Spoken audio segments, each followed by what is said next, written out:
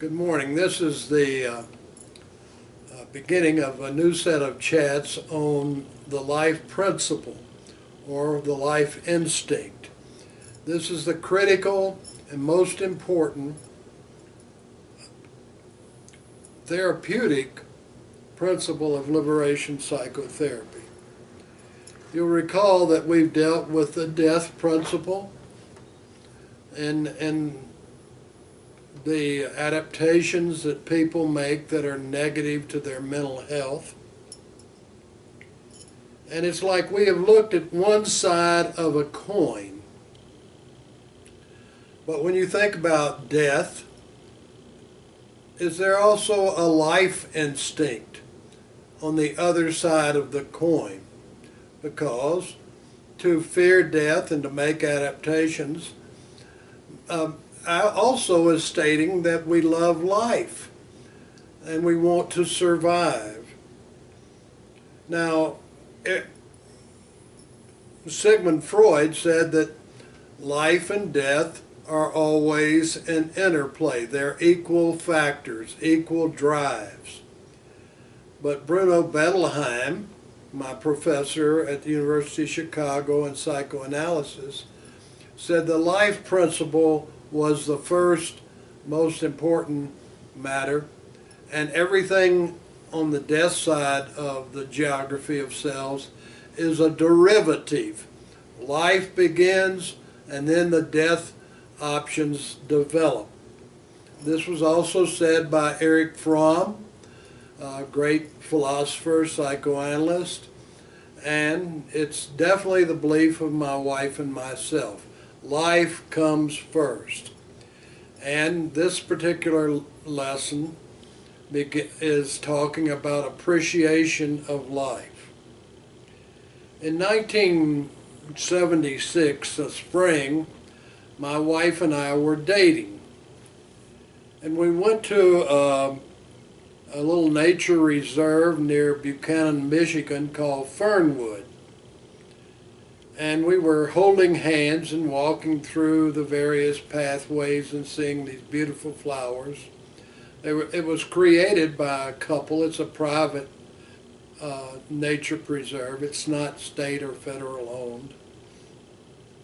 The man had died, but they had a passion for creating in this one, probably half mile by half mile land on the St. Joseph River. Their passion was to create something beautiful for people. And so they got seed catalogs from all over the world and figured out where they could plant these flowers. And for some reason, even though this is a snowy area in the winter, this particular little hollow, this particular little rise of ground and flow of ground and going down to the river is a perfect place to grow flowers. Well, in 1976, in the spring, my wife and I were holding hands, and we were looking at the widow, the founder of the nature preserve, as she was planting. Suddenly, coming from maybe 30 or 40 yards away, a little girl came running with her fat little legs just pumping. She was about 4 to 5 years of age, and she came up and she said, "Grandmother, are you going to die? My brother said you're going to die." And her face was sadness and scare. And the grandmother looked up at her from planting. She was seated on the ground. And she said, "Oh, I hope not today, honey. I have flowers to plant." And the little girl looked at her like she was processing, "Not today." And she says, "I'm going to run and tell Billy that you're going to live." And yes, grandmother did live, and she gave a major contribution.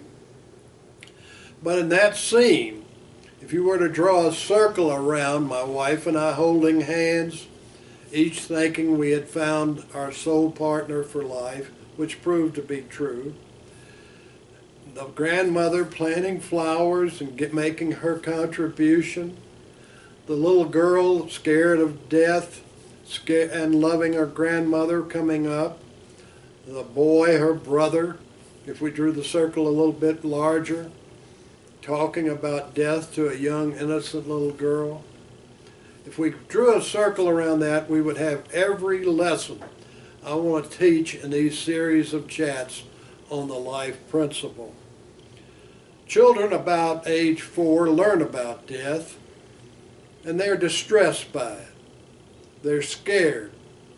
Now remember that the adaptations that we talk about by the death principle are started before age 6, particularly the script, that demonic option that keeps repeating all across our lives. But is death the main reality? Is that side of the coin what is central? It's not. And part of therapy is the realization that as human beings with life we have choices. And so my wife and I and our trainees, we taught, celebrate life. Humans want to live. Humans want to appreciate the beauty of flowers.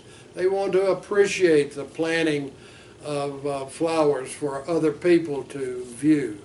They want to be like that spontaneous, beautiful little girl who gambled up and then gambled back to tell her brother, quite relieved, that there is life in our grandmother. When you are aware of life and you see it all around you, awareness leads to appreciation. You begin to be thankful. Like in this one area where this widow was working, this wonderful human, she had made it a little, she and her husband, I guess, had made a little depression, and they had put slag rock, slag left over from the making of steel, has a lot of holes in it.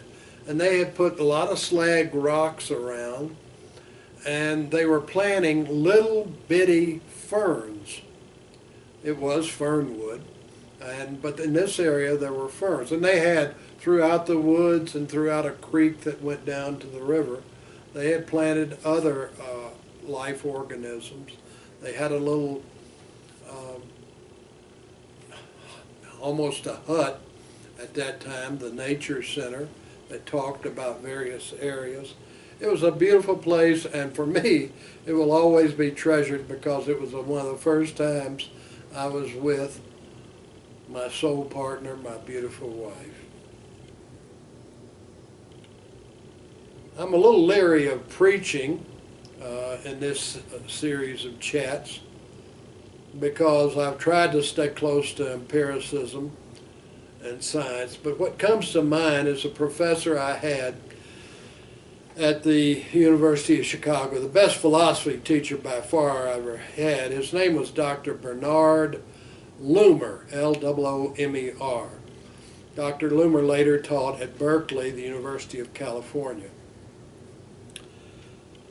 He was I found him strange at that time of my life because I didn't know anything about modularity.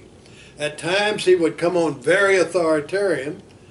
At times he was graceful and loving as a beautiful mother. At times he was sheer scientific analytical. At other times, particularly in faculty meetings that I witnessed, he was like a stubborn, nasty 2-year-old. He had different modules, different parts. As I studied Dr. Loomer, because I was in search of a father figure who was intelligent, intellectual, I realized, or I heard, that his father had been a sea captain in the late 19th century and the early 20th century. So a lot of Bernard Loomer's childhood was without a father, as his sea captain father was at sea, and then he was just with his mother. He was a single child. So I began to understand a little bit about his personality. Now, when his father was at sea in the late 19th century and the early 20th century, you need to know that there was no one with more authority than a sea captain. They could not only have you beaten at their own whim, if you had been rebellious or had a discipline issue, they could beat you, and at worst they could hang you from the yardarm and toss your dead body into the sea. So a sea captain had this authority, and that was one module of Dr. Loomer. Now, I recall a lot that this man taught me, but one thing in particular I remember, he said that everyone is a preacher when they really believe in something. It doesn't make any difference whether you're a scientist or a businessman or a farmer or a grocer or any person in the society, a mother who's talking about parenting. If you believe something, you become a preacher. So perhaps I will be a preacher during these various chats on the life force, because believe me, there is nothing more important in life, in your existence, than attaching to the manifold appearances of life on this earth. So I'm going to end here, and I'll probably continue preaching later on.